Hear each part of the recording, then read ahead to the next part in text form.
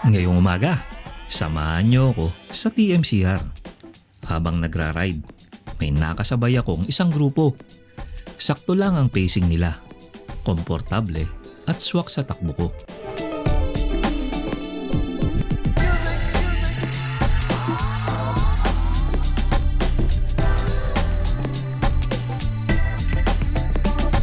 Pero naisip ko, subukan kaya nating pumwesto sa unahan.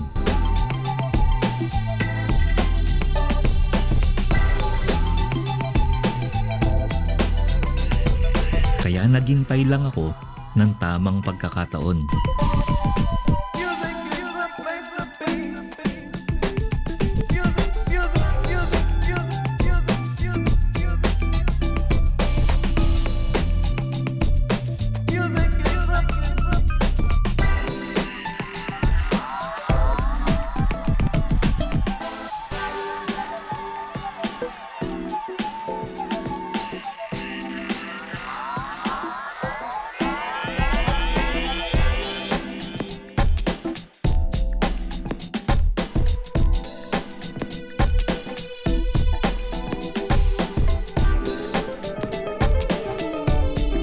Na magkaroon ng opening, ayun, nakasingit ako sa harapan.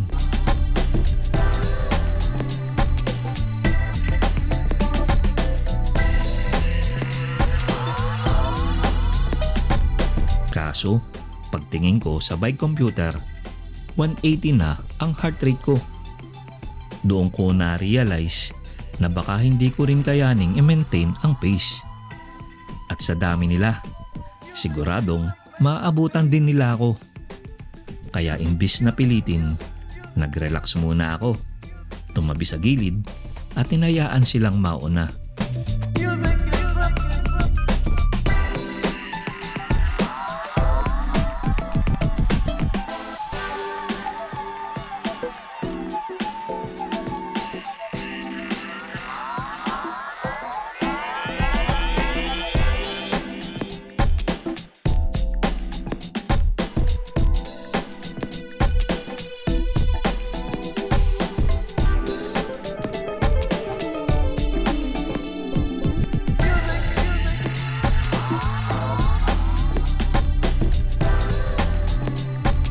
Sumunod na lang ulit ako sa grupo habang hinihintay na bumaba ang heart rate ko.